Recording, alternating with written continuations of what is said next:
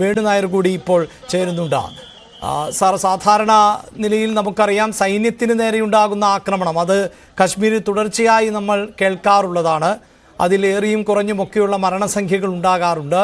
ഇതിപ്പോഴിതാ വളരെ കൃത്യമായി തെരഞ്ഞു പിടിച്ച് നടന്ന ഒരാക്രമണം, അതിൽ തന്നെ സ്ത്രീകളോടും ഈ പുരുഷന്മാരോടുമൊക്കെ അവരെവിടെ നിന്ന്, ആര്, അവരുടെ ജാതിയും മതവും എന്ത് എന്നുപോലും ചോദിച്ചുകൊണ്ടാണ് ക്രൂരമായി കൊലപ്പെടുത്തിയത്. ഈ ആക്രമണത്തിന്റെ സ്വഭാവത്തിൽ നിന്ന് എന്താണ് താങ്കൾക്ക് മനസ്സിലാക്കാൻ സാധിക്കുന്നത്? പഹൽഗാമിൽ നടന്ന ഈ ഭീകരാക്രമണത്തില് ഇത്രയും പേര് മരിക്കുമെന്ന് നമ്മൾ ഒരിക്കലും വിശ്വസിച്ചിരുന്നു. പക്ഷെ നമ്മൾ പേടിച്ചിരുന്ന ഒരു ഫിഗറാണ് ഇപ്പോൾ ഞാനും മനസ്സിലാക്കുന്നത്.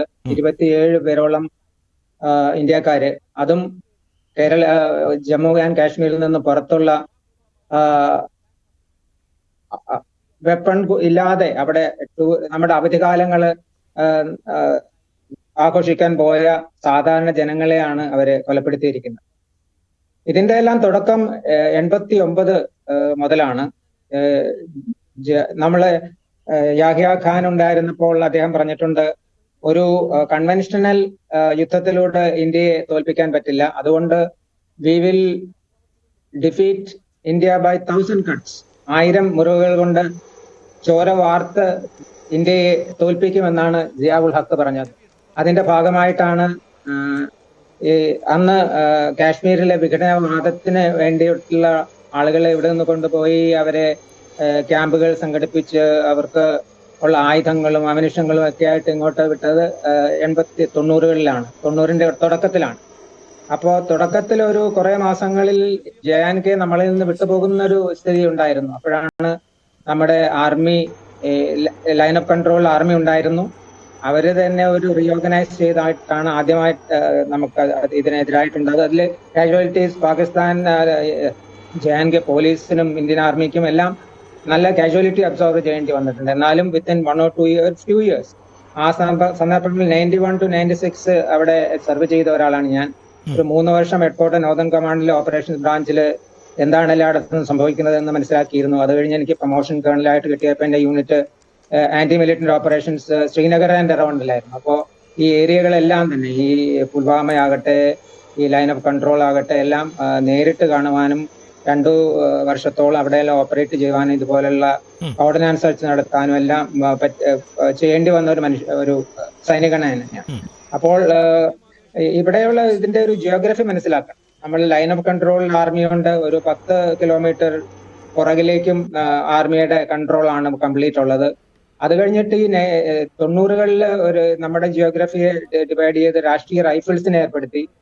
അങ്ങനെ കാശ്മീരിലെ ഭീകരവാദം വിഷമം പിടിച്ചതാണെന്ന് കണ്ടപ്പോഴാണ് 15 കോറിലാണല്ലോ ഇത് JNKയിലെ വാലി ഏരിയ ഉള്ളത്. അവിടുന്ന് താഴത്തേക്ക് 16 കോർ എന്ന് വെച്ചാൽ രജോരി, പുഞ്ച്, ജമ്മു ആ ഏരിയയിലൊക്കെ പിന്നെയാണ് വരുന്നത്. അപ്പോ ഈ കഴിഞ്ഞ കുറെ 1-2 വർഷങ്ങളായിട്ട് നമ്മുടെ ഈ ഭീകര വാർത്തകളെല്ലാം നമ്മൾ കേൾക്കുന്നത് രജോരി, പുഞ്ച് അവിടെയുള്ള ഒറ്റപ്പെട്ട ആർമിക്കെതിരായിട്ടാണ് ചെയ്തിരുന്നത്. ഇതിനു മുമ്പ് ഒരു സിവിലിയൻസിനെ ഒരു 24 പേര് മരിക്കുന്ന എനിക്ക് ഓർമ്മയുള്ളത് ലേട്ടാപൂർ, അവന്തിപുരയുടെ അടുത്തൊരു 24 പണ്ഡിറ്റ്സിന് ഹിന്ദുക്കളെ അവര് കൊന്നതായിട്ട് എനിക്ക് ഓർമ്മയുണ്ട്. എന്നാലും ഇത്ര സിവിലിയൻസിനെ, അതും അത് ഹിന്ദുക്കളെ ആയിരുന്നു എന്ന് എല്ലാവർക്കും അറിയാമല്ലോ. പക്ഷെ ഈ ഇങ്ങനെയുള്ള ഇപ്പൊ ലേറ്റസ്റ്റ് ആയിട്ട് നാം മനസ്സിലാക്കേണ്ടത്, ഇപ്പൊ ഉണ്ടായുള്ള പ്രൊവൊക്കേഷൻ എന്താണെന്ന് വെച്ചാല് പാകിസ്ഥാനിന്റെ ഇന്റേണൽ സിറ്റുവേഷൻ ഭയങ്കര ബുദ്ധിമുട്ടോടെയാണ് ഉള്ളത്. അവര് അഫ്ഗാനിസ്ഥാൻ താലിബാൻ പിടിച്ചപ്പോഴ് അവര് വിചാരിച്ചു ഇതും പാകിസ്ഥാന്റെ ഒരു വേറൊരു സ്റ്റേറ്റ് ആയിട്ട് മാറും, അപ്പൊ അതും കൂടെ കൂടിയിട്ട് അവർക്ക് സ്ട്രാറ്റജിക് ഡെപ്ത് പാകിസ്ഥാന് കിട്ടും എന്നൊക്കെയാണ് അവർ കരുതിയത്. പക്ഷെ താലിബാന്റെ ഉദ്ദേശം വേറെയായിരുന്നു. അവര് ഇപ്പോ താലിബാനെതിരായിട്ട് അഫ്ഗാനിസ്ഥാൻ താലിബാൻ എതിരായിട്ടുള്ള അറ്റാക്കുകളെയാണ് അവരിപ്പോൾ പക്തൂൺവ എന്ന് പറഞ്ഞ ആ പ്രദേശം ഡുറൻ ലൈനിനോട് കൂടി ചേർന്നിട്ടുള്ള സ്ഥലങ്ങളിൽ അവര് നേരിട്ടുകൊണ്ടിരിക്കുന്നത്. അതുപോലെ തന്നെ ബലൂചിസ്ഥാൻ ലിബറേഷൻ ആർമി ബലൂചിസ്ഥാനിലെ ഏരിയയിൽ അവര് അവര് ട്രെയിൻ ഹൈജാക്ക് ചെയ്ത എല്ലാം നമ്മൾ അറിയുന്നു. സിപെക് ഒരു ചൈനയുടെ ഒരു ഇക്കണോമിക് കോറിഡോർ വരുന്ന സ്ഥലങ്ങളിലെ രക്ഷയ്ക്കായിട്ട് ഒരു 2 ഡിവിഷനെ പാകിസ്ഥാന് ഡിപ്ലോയ്മെന്റ് ചെയ്തിട്ട് വരുന്നുണ്ട്.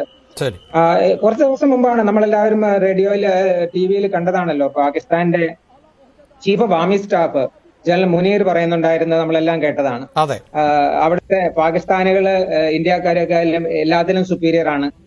അതിന്റെ ഈസ് എ സെൽഫ് ഡിനയൽ മോഡലാണ് ചീഫ് പറഞ്ഞിരുന്നത്. അപ്പോ അതിനു വേണ്ടിയിട്ട് ഈ പാകിസ്ഥാന്റെ ആർമിയുടെ എക്സിസ്റ്റൻസിന് വേണ്ടി ആന്റി ഇന്ത്യ സെന്റിമെന്റ് പാകിസ്ഥാനിൽ നിലനിർത്തേണ്ടത് അവർക്ക് ആവശ്യമാണ്. അതുകൊണ്ട് keep the Jammu and Kashmir pot boiling, അതാണ് ഈ ചെയ്തതിന്റെ പ്രധാന ഉദ്ദേശം. അതാണ് എസ്പെഷ്യലി മുമ്പ് അമേരിക്കൻ പ്രസിഡന്റ് ഒക്കെ വന്ന സമയത്തും ഇതുപോലുള്ള ചെറിയ ഈ രീതിയിൽ അല്ലെങ്കിൽ, അതായത് താങ്കൾ കൃത്യമായി പറയുന്നത് നേരത്തെ സൂചിപ്പിക്കുന്ന പോലെ എപ്പോഴും പാകിസ്ഥാന്റെ ISIയുടെ ഒക്കെ പിന്തുണയോടുകൂടിയാണല്ലോ ഇന്ത്യൻ മണ്ണിൽ ഭീകരവാദത്തിന് അവർ നടത്തുന്നത്. അപ്പോൾ ഇതും അത്തരത്തിൽ തന്നെ നടത്തപ്പെട്ട ഒന്ന് എന്നാണ് താങ്കൾ അനുമാനിക്കുന്നത്? അതിലൊരു സംശയം വേണ്ട. ഇത് ഇൻബോൺ ഇവിടുത്തെ ആളുകളൊന്നും ചെയ്യുന്നതല്ല. അങ്ങനെ ഒരു ഈ ആർട്ടിക്കിൾ 370 മാറിയതിനു ശേഷവും അവിടുത്തെ അതിനു മുമ്പും ഞാൻ പറഞ്ഞല്ലോ 96 കഴിഞ്ഞിട്ട് ഒരു ബ്രിഗേഡിയറായിട്ട് ഞാൻ അവിടെ പോകുന്നുണ്ട്. അത് 2005-6 വർഷങ്ങളിലാണ്. അപ്പോ ആ ഒരു 8 വർഷത്തിന്റെ രീതിയിൽ തന്നെ, ആ ഒരു ഇടവേളയിൽ തന്നെ അവിടെ ഉണ്ടായ സമാധാനത്തിന്റെ പുരോഗതി ഞാൻ കണ്ടതാണ്. അപ്പൊ അതിൽ നിന്നൊക്കെ ഞാനൊരു 2006-ലാണ് അവിടുന്ന് പോരുന്നത്. അത് കഴിഞ്ഞിട്ട് ഇങ്ങനെ ഈ TV-യിലും മറ്റുള്ള കാര്യങ്ങളിലാണ് ഞാൻ കണ്ടുകൊണ്ടിരിക്കുന്നത്. അപ്പോ അവിടെയുള്ള കാശ്മീരിലെ ആന്റി മിലിറ്റൻസി വളരെ കുറഞ്ഞു. അവിടെ ഒരു വെപ്പൺ പബ്ലിക്കായിട്ട് കൊണ്ടു നടക്കാൻ ഒരു മിലിറ്റന്റിന് പറ്റില്ല. ഉള്ളപ്പോഴും അങ്ങനെ പറ്റില്ലായിരുന്നു. ഇപ്പോഴും അത് പറ്റില്ല. അതുകൊണ്ടാണ് മിലിറ്റൻസി താഴത്ത് ഈ പഞ്ചാബ് റേഞ്ചിന്റെ തെക്ക് വശമുള്ള സ്ഥലങ്ങളാണ് ഈ രജോരി, പൂഞ്ച് എന്നൊക്കെ പറഞ്ഞ 16, ജമ്മു, റിയാസി, അവിടെ ഒരു പിൽഗ്രിംസിന്റെ ഒരു സിവിലിയൻ ബസ്സൊക്കെ ആക്രമിച്ചത് നമ്മൾക്ക് ഓർമ്മയുണ്ടല്ലോ. ആ ഇടങ്ങളില് ഞാനുള്ളപ്പോ അവിടെയൊന്നും വരുന്നില്ലായിരുന്നു. അപ്പൊ international border actually across line of control ആണ് അന്ന് നടന്നിരുന്നത്.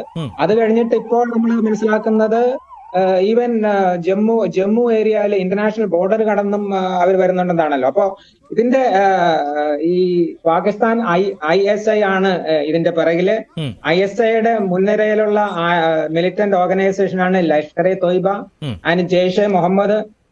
അതിന്റെ ഇവരിപ്പോ ഒരു ലോക്കൽ ഒരു വിൻഡോ ഡ്രസ്സിംഗ് ചെയ്യാൻ ഇപ്പോ അതിന്റെ റെസ്പോൺസിബിലിറ്റി ചെയ്തിരിക്കുന്ന റെസിസ്റ്റന്റ് ഫ്രണ്ട് TRF എന്ന് പറഞ്ഞൊരു സംഘടനയാണ്. ഇതൊക്കെ വെറും ഇത് ശരിക്കുള്ള പാകിസ്ഥാൻ ആർമിയുടെ ഹെൽപ്പോട് കൂടിയും അവരുടെ റെക്കോണസൻസിന്റെയും ISIയുടെ ഡയറക്റ്റ് ഇൻവോൾവ്മെന്റ് കൂടെ ഉള്ള ഒരു ഓപ്പറേഷനാണിത്. ഇത് നമ്മുടെ ടോളറൻസിന്റെ ആ ഒരു പരിധി കഴിഞ്ഞിരിക്കുകയാണ്. ഇപ്പൊ പുൽവാമ ഉണ്ടായിരുന്ന പോലെയോ ഇല്ലെങ്കിൽ നമ്മുടെ ഉറി അറ്റാക്കിനെ നമ്മൾക്ക് സർജിക്കൽ സ്ട്രൈക്ക് ചെയ്യേണ്ടി വരികയോ ചെയ്ത പോലുള്ള ഒരു സവിശേഷമായ ഒരു സിറ്റുവേഷൻ ആണ് ഇപ്പൊ ഉള്ളത്. ഇതിന് നമുക്ക് പാകിസ്ഥാനെ ഡിപ്ലോമാറ്റിക്കലി ഒന്നും ചെയ്യാൻ പറ്റില്ല. ഇക്കണോമിക് ആയിട്ട് അവരുമായിട്ട് നമുക്ക് ബന്ധമില്ല. വേറെ രോഗങ്ങളെ കൊണ്ട് അവരെ കൊണ്ട് ചെയ്യാൻ പറ്റില്ല. അപ്പോ ഇതിന് ഏതായാലും മൈ പോയിന്റ് ഓഫ് വ്യൂ ഒരു മിലിറ്ററി റെസ്പോൺസ് ആണ് ഉണ്ടാവേണ്ടത്. അത് എപ്പോഴാണ് എന്നിപ്പോ നമ്മുടെ പ്രൈം മിനിസ്റ്റർ തിരിച്ചു വന്നു കഴിഞ്ഞ് ക്യാബിനറ്റ് കമ്മിറ്റി ഓൺ സെക്യൂരിറ്റി കൂടും. അവരാണ് പല ഓപ്ഷനിൽ നിന്ന് ഏതാണ് വേണ്ടതെന്ന് എടുക്കേണ്ടത്. പ്രധാനമന്ത്രി ഇപ്പോൾ പുറത്താണുള്ളത്.